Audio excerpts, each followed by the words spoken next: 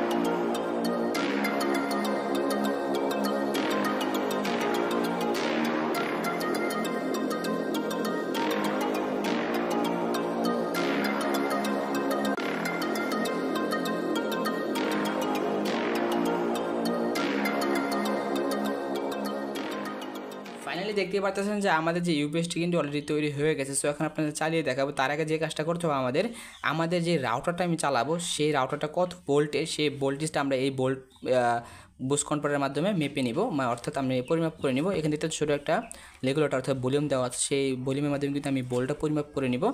একটা মাল্টিমিটার নিয়ে নিয়েছি দেখতে পাচ্ছেন। সেই মাল্টিমিটার দিয়ে আমি ভোল্টটা পরিমাপ করব।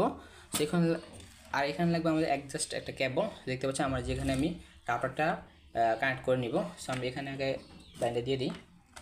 দেওয়ার পর আমরা সুইচটা অন করা ছিল, যে সুইচটা অন করে দিলাম। অন করার পর আমরা এই মিটারটা দিয়ে আমরা ভোল্টেজটা মেপে নিব, অর্থাৎ আমরা রাউটারটা যেই ভোল্টেজ হবে সেই ভোল্টটা আমরা এখান থেকে সেট করে নিব।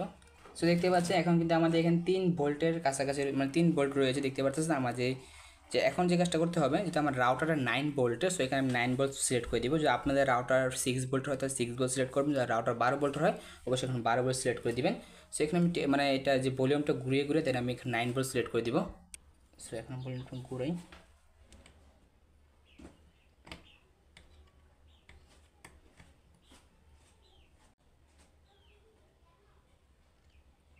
সো দেখতে পাচ্ছেন ভোল্টেজ কিন্তু বাড়তেছে। সো আমি এখানে 9 ভোল্ট সিলেক্ট করে দিব এখন।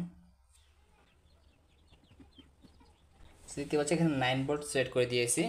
ইজিলিভাবে কিন্তু আমাদের রাউটারটা চালাতে পারবে এই 9 ভোল্ট দিয়ে। তো এখন আমি সুইচটা অন করে অফ করে দিব। অফ করে দেওয়ার উপরে যে পার্টিশনটা আছে সেটা আমি লাগিয়ে দিব এখন। সেটা সুপার বারের মাধ্যমে লাগিয়ে দিই। দেন লাগানোর পর আপনাদের একটা ইউপিএস মানে রাউটার চালিয়ে দেখাবে এখন।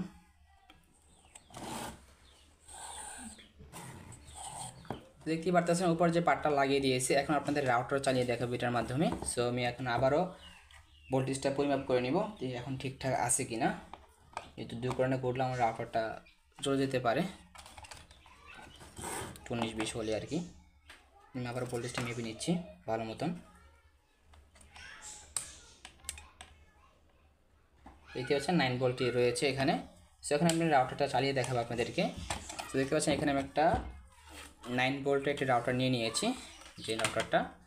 আমি এখানে ভোল্টেজটা আপনাদের দেখাই যদি, যেখানে কিন্তু 9 ভোল্টে দেখতে পাচ্ছেন 9 ভোল্ট। তো আপনাদের 12 ভোল্ট হয় অবশ্যই এখানে 12 ভোল্ট সিলেক্ট করবেন। যদি 6 ভোল্ট হয় 6 ভোল্ট, 5 ভোল্ট হলে 5 ভোল্টের এখানে সিলেক্ট করে দিতে হবে আপনাদেরকে। সো এখন যে কাজটা করতে হবে, যে পিসে যে ইনপুটের যে জায়গা রয়েছে যে পাওয়ার সাপ্লাই, সেখানে আমরা ইনপুট করে দিব এটা। সো এখন যদি সুইচটা অন করে দেখতে পাবেন যে আমাদের রাউটারটি কিন্তু অন হয়ে যাবে। এটা ইন্টারনেটগুলো খাড়া করে দিই। দেখতে পাচ্ছেন আমাদের রাউটারে কিন্তু পাওয়ার সাপ্লাই চলে আসছে। তো এখানে দেখতেই পারতেছেন যে সোলার ইন্ডিকেটর লাইট ধরেছে। আপনারা ভালো মতো লক্ষ্য করেন আমরা যে এখানে কিন্তু ইন্ডিকেটর লাইটগুলো ধরবে। সো আমি একটু উচ্চ করে দেখাই আপনাদেরকে। দেখতে পাচ্ছেন যে আমাদের রাউটারে কিন্তু অন হয়ে গেছে। সো এখন যদি নেট কানেকশন দিতে অবশ্যই আমার নেটে কিন্তু চলা শুরু করবে। তো রাউটারটা আমরা উপরে একটা সাইড সেট করি, এই জন্য আমরা নিচে নামিয়ে দেন আপনাদেরকে দেখালাম যে আমাদের রাউটার কিন্তু চলতেছে। তো আপনি একটা অনু চালান, তো অবশ্যই এখানে একটা পয়েন্ট করে নেবেন। সো একটা পয়েন্ট করে নিলে দেখা যাচ্ছে আপনার অনুটাও কিন্তু ইজিলিভাবে এর মাধ্যমে চালাতে পারবেন। তো আজকে ভিডিও ছিল এই পর্যন্ত। যদি আজকের এই ভিডিও আপনাদের কাছে ভালো লেগে থাকে তাহলে অবশ্যই ভিডিওটাকে লাইক করবেন। আর যদি নতুন থাকেন অবশ্যই চ্যানেলটিকে সাবস্ক্রাইব করে আমাদের পাশে থাকবেন। আর দেখা হচ্ছে কোনো একটা ভিডিওতে। ততক্ষণ ভালো থাকবেন, সুস্থ থাকবেন। আল্লাহ হাফিজ।